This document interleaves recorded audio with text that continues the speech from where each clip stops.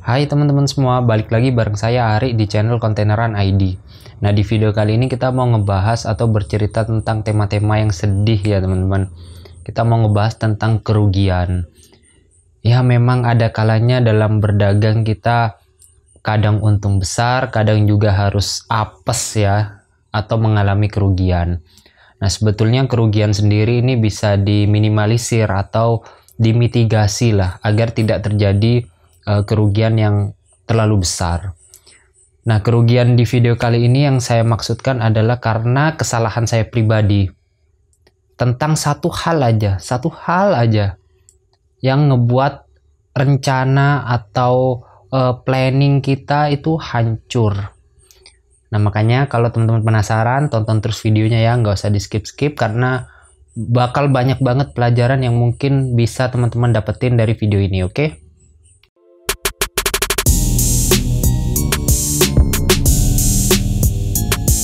Sebelum masuk ke ceritanya, di video ini saya mau cerita aja teman-teman.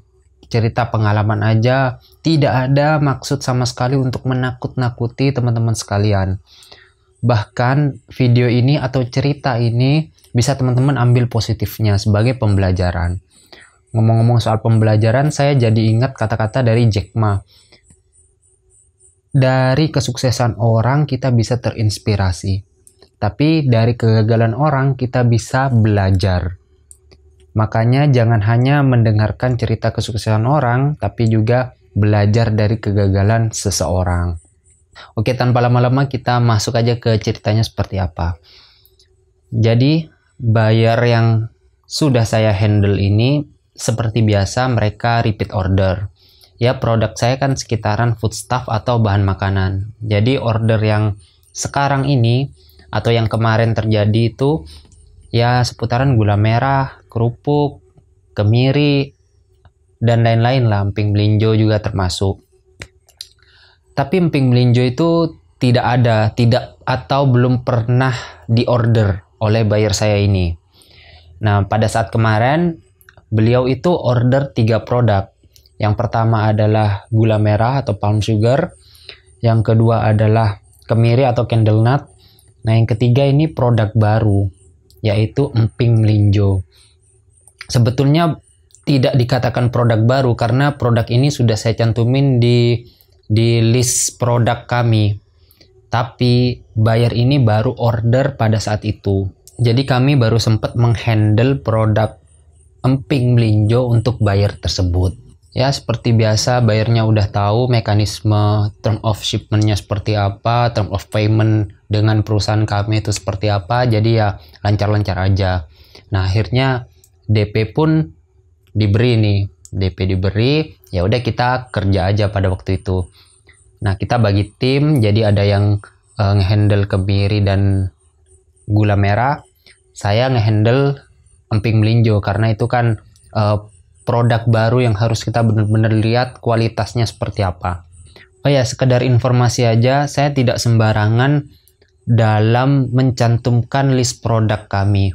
Karena pasti kami sebelumnya sudah datang ke supplier, ke petaninya, ke pengepulnya, di beberapa kota tentunya ya, bukan hanya di satu kota. Terutama di Limpung, di Kabupaten Batang, dan juga di Kabupaten Kebumen.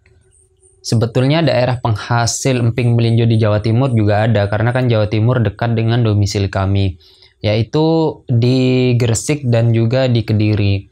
Tapi karena memang kuantitasnya yang kurang, sehingga harganya agak sedikit tinggi dibandingkan kabupaten lain atau daerah penghasil lain.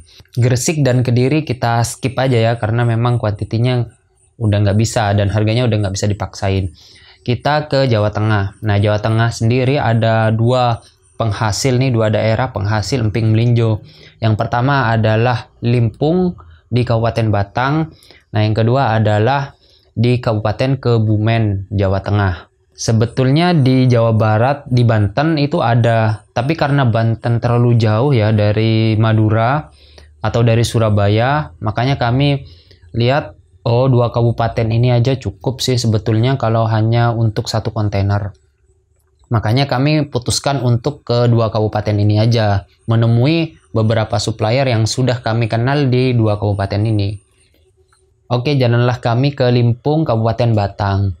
Kami dari Surabaya itu sekitar pukul 5 sore karena harus menemui beberapa supplier, termasuk supplier plastik dan juga kardus. Singkat cerita, kami lewat tol, cepet aja 5 jam setengah, 6 jam kalau nggak salah.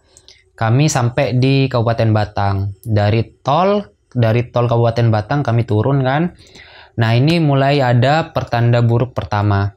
Dan sekaligus saran nih bagi teman-teman. Yang pertama adalah kalau teman-teman mau ke daerah orang yang belum teman-teman pernah datengin, apalagi teman-teman belum tahu medannya seperti apa, lebih baik teman-teman sampai di tempat tersebut itu pagi sampai sore aja. Pokoknya langit cerah aja, jangan sampai gelap kayak saya. Nah, saya sampai di Kabupaten Batang itu jam setengah 12 malam lah. Jam setengah 12 malam saya sampai. Nah, kelirunya saya adalah terlalu lihat map. Sehingga yang seharusnya saya ngikutin jalan gede aja. Nah, saya di map mereferensikan untuk belok kiri. Ya udah, saya belok kiri. Belok kiri, gapura, seperti gapura gitulah. Kami belok kiri, itu tiba-tiba jalannya ngerucut aja teman-teman. Ngerucut aja dan ternyata itu hutan. Kanan tebing, kiri jurang. Ini udah nggak bisa mundur lagi, mobil itu nggak bisa mundur. Ya, itu ngeri banget teman-teman, udah sampai merinding.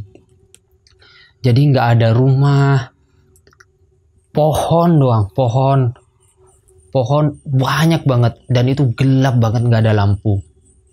Yang saya takutin sih, ya setan juga takut sih sebetulnya, tapi manusia saya lebih takut. Rampok, begal itu lebih takut sebetulnya teman-teman. Makanya saya saranin waktu cerah aja teman-teman sampai ke tempat yang teman-teman tuju, apalagi belum pernah datang ke sana. Nah, saya bisa lolos dari hutan itu gara-gara ada turunan, terus di depan saya itu ada batu gede banget, batu kali kalau nggak salah, gede banget tapi hampir semobil, hampir setengah mobil itu. Saya hampir nabrak ke batu tersebut. Nabrak, akhirnya ngerem, sempet kepleset dikit mobilnya. Akhirnya saya lihat map lagi.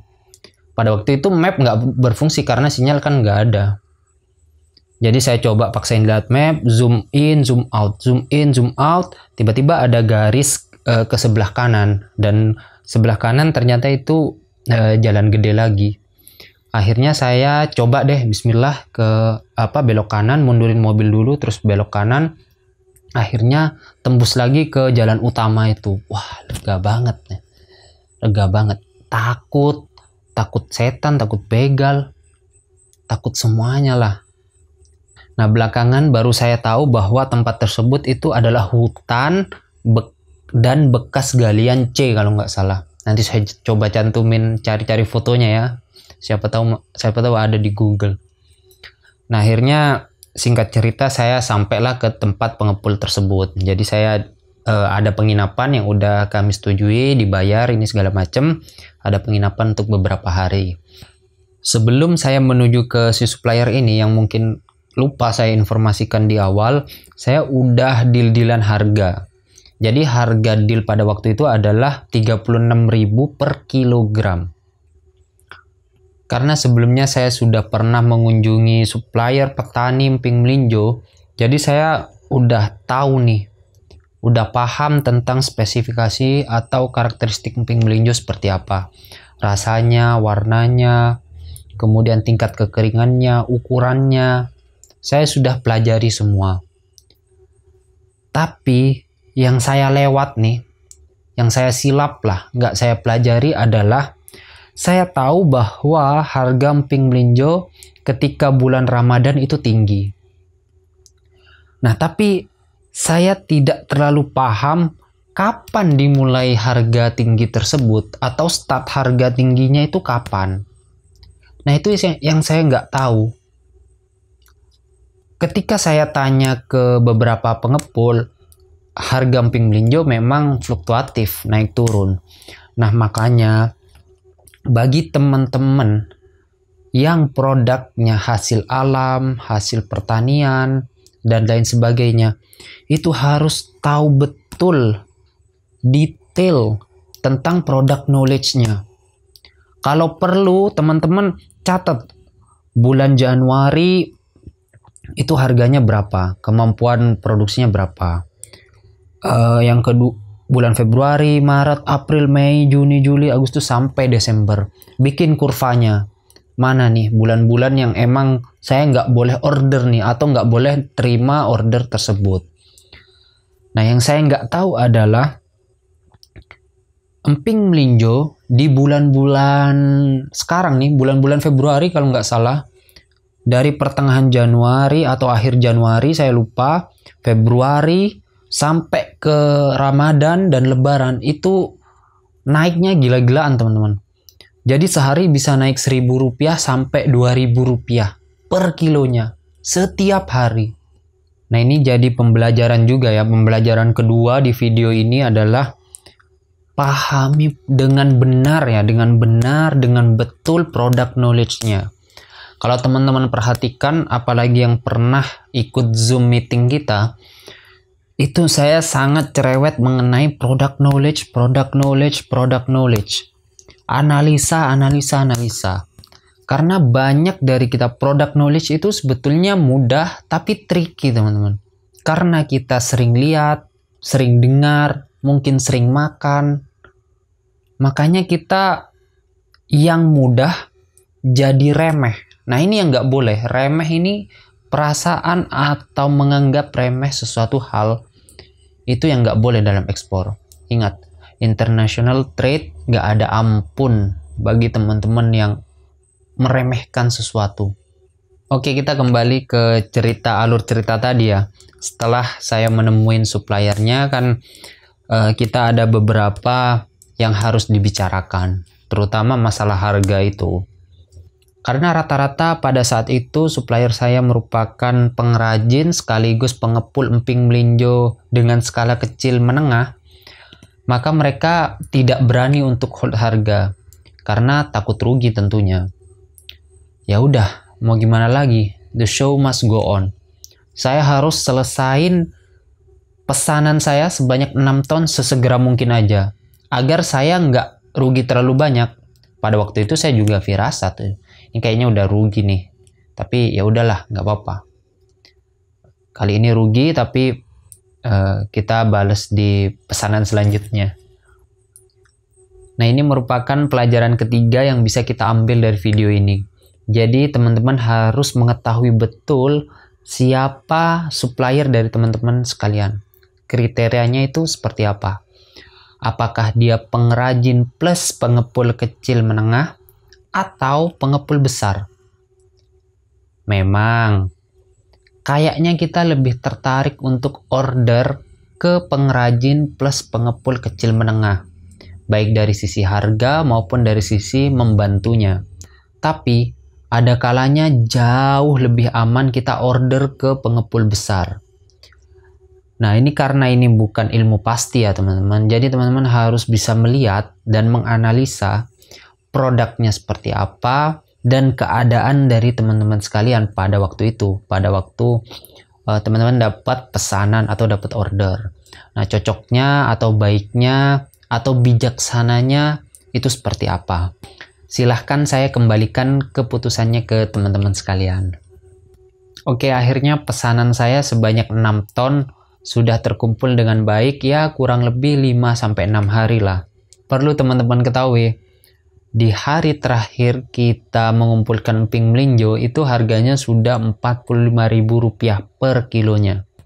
Ya teman-teman bisa bayangin sendiri lah, dari harga 36.000 sampai akhirnya kita ngepul di hari terakhir itu 45.000. Itu ada selisih ya Rp9.000 lah. Tapi untungnya kan itu nggak sekaligus. Kalau bahasa kerennya ya kita average up gitulah.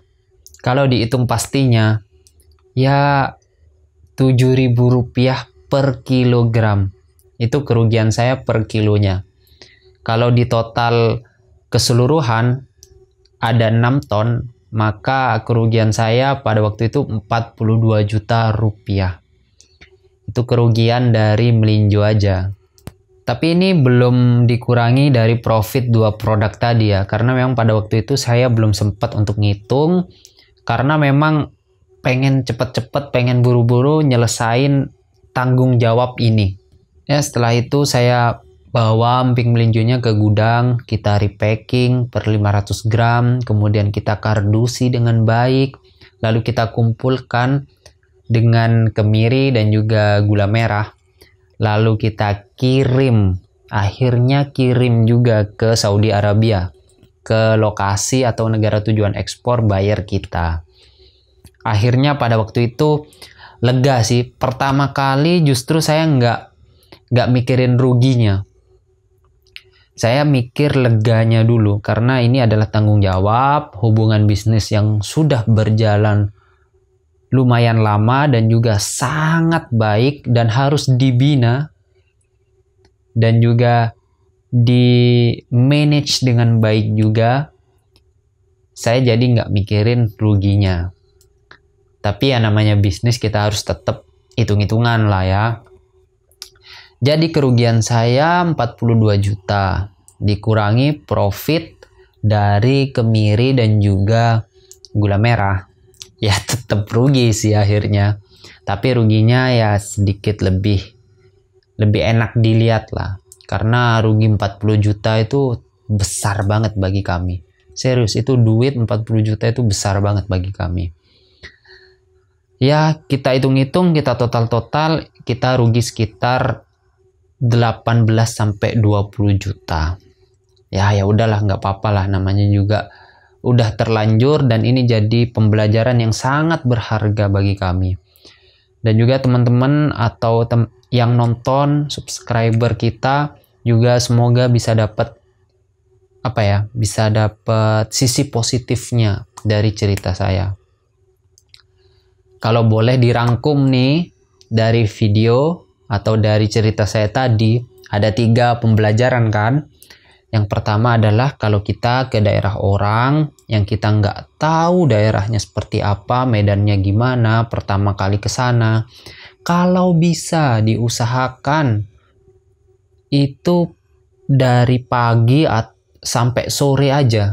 Kalian harus sampai di sana sekitar pagi ke sore. Pokoknya ketika langit masih cerah, kalian harus udah sampai di sana. Jangan sampai mengalami cerita-cerita atau pengalaman seperti saya. Itu nakutin banget.